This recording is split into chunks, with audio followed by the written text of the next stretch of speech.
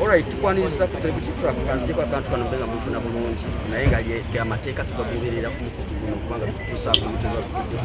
cyo namuli agabagenda mu maaso kulwalero tukyali munyiike n'ennaku olw'okubirwako omukadde waffe Sheikh Muzaata wano wensiza okubanga wano kasozi ekibuli kumasigi ekibuli kuzifitimu ekibuli tuli wagenda okubanga bakola emikolo gy'okusaalira omugenzi kati saawa nikwogerera nti mu ddakiika ntono nnyo omubiri gw'omugenzi wagiyite mayi kijja kutuuka naye nga tukyali mu kwasaganya n'embeera nga buli olengera wano amaanyi ne baseeka buli bati embeera nga bwogiraba yakindika gobi kwegamba nti olunaku lwanje tuze mu seeka soko gyobuze kuba tulabako wabulire olunaku nga olwaliro kisiza kitya sembera wano Lawrence afune eddoboozi ya seeka seeka salamu alaikum salaamu kitalo nina lillahi wa inna ilaihi raaji'uun seeka kutonotono biki ebyosinga okujjukira ku mugenzi ebitonotono byenyinza okujjukira ku Sheikh Muzaata ekisooka tetuyaddeemu na seeka alinga Sheikh Muzaata mu Uganda era seeka avuddemu ddi buli amaanyi ekisooka abadde agatta obusiraamu lyeribadde eddoboozi yaffe Sheikh Nuhu Muzaata libadde yebadde manduso y'obusiraamu bwa Uganda era ffe ng'obusiraamu tukoseddwa tetugenda kuddamu kwanguwa kufuna muntu alinga seeka ekisooka yabadde akulira bayimaamu mu Uganda nga yatwala ddaawa ya Uganda kale nga baddaawa baddaayi tuviiriddwako omuntu ow'omugaso ennyo si mu busiraamu bwokka n'okutwaliza wamu mu ggwanga katwongere kumusabira Allah amusaasire amunyweze gy'alaze biki omuntu yenna bwakula kintu bwakuzekula basimuzaata tusomesezza tukulira emikono gye nti biki kumbi bitonotono byogamba nti seeka kino kikitira obulamu bwe ne baali bagenze bisigala nti nze mu nsi mbadde neegomba kubeera nga Sheikh Muzaata era eyo gye mpangaalira bankazaako Sheikh Muzaata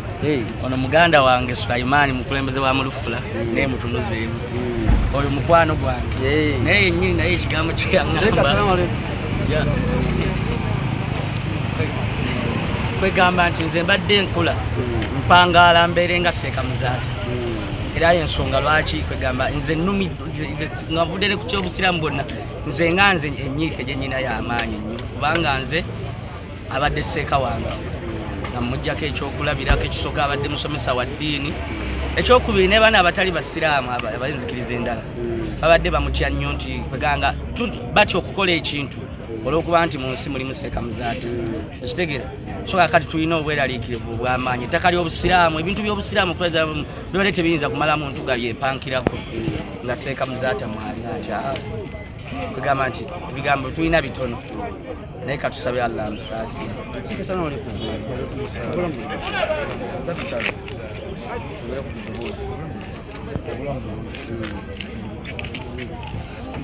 omuntu atulaba essaawa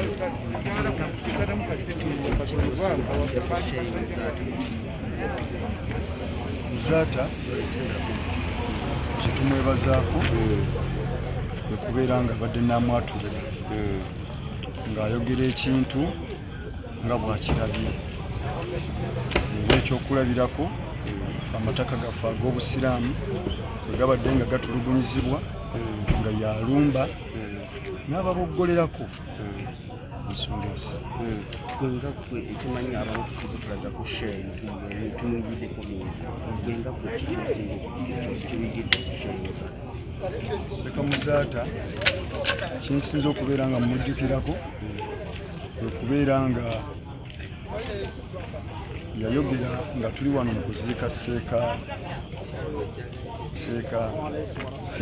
Hassan kirya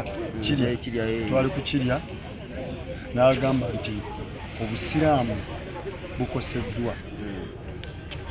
ate n'agamba nti bagamba abasiraamu tetwasoma ne bwe tuba nga tetwasoma abantu bangi abasomye nga basiraamu badokita baani naye ffe mu gavumenti eno gye tuliko eno tetufunye bwenkanya batuwa bumyuka bwa kibiina ebifo ebyenkizo tebatuweera ddala wabula batuwa bumyuka bwa kibiina kya NRM vice chairman wa NRM Bahazi Moses Kigongo teriyo kubanga batulonderayo babiri Kirunda kive Idinda emyaka 11 nono omulala ali mu parliament tamanyiringa n'olw'ensonga efu kye tusaba ebyo nyinyi byabadde akoonako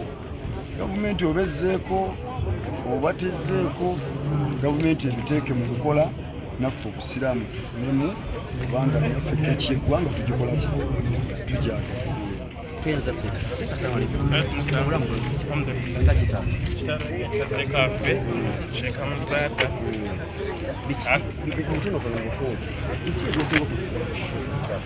Muzata nze bemujjukirako biyitirivu saala bimalayo abadde musajja mulungi ng'ayogera ku nsonga eriyo nga yeeyo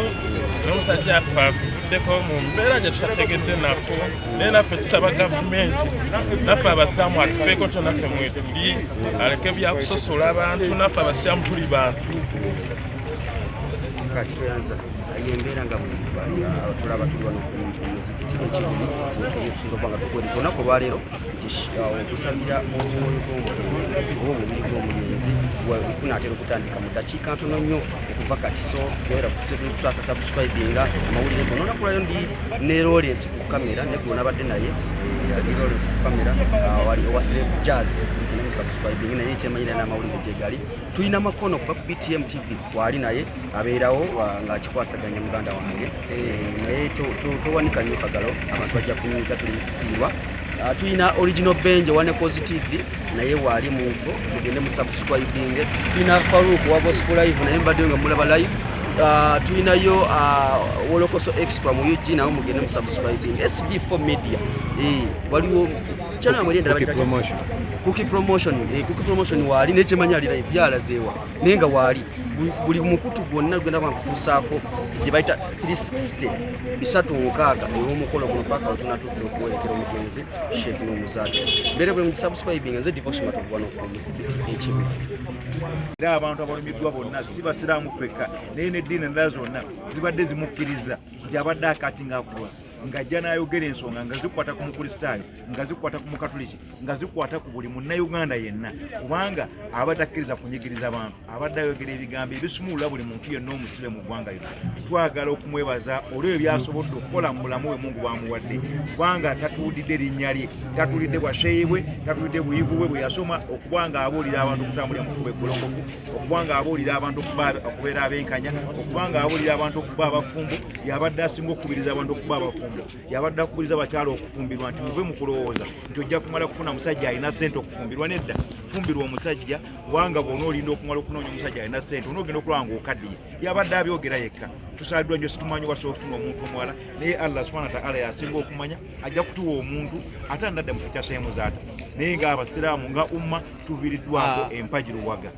Uganda wano n'ebweru wa Uganda manyidde ebbanga ddene naye ate atamumanyi aba yeebuzaabuza kati buli wantu wonna wonna tewali watali erimu ye okuva wano South Africa okuva wano genda e Bulaaya yonna ani atamanya erimu ye kale n'olwekyo secondary abadde kansala si kansala ng'ono bwayagala okufuna omubuulirizi abadde abuuliriza abantu abafumbo abaki n'olwekyo mumanyidde ebbanga ddene nnyo inshallah era ng'abadde bulungi Mungu amusaasire embeera nnyo ya Old Kampala Kibuli eyo ebyo temulimu nno okujjako abaagala okubikuza kubanga Supreme Council nga bw'omanyi nti central government kati zino zonna kati wano Muslim community kubanga waliwo ebiseera ebyemabega mu myaka gyana mu 1946 1950 ng'abaawano tetulowooza abaawano tetufabe Old Kampala yakajja jjo mu 72 nga ffe ab'Ekyaddondo tetuwasa waawano Muslim community ate nga n'abali aba African Muslim community tejjuma sekiti ab'Ebukoto kati ezo groups zaliwo naye kati mu 72 first kwegamba nga 6 anga lumu mu gw'omukaaga 72 Supreme Council neekolebwa kati bwekolebwa ffenna tuli muli naye nga tekitegeeza nti groups endala teziba teziriiwo no ziba weeziri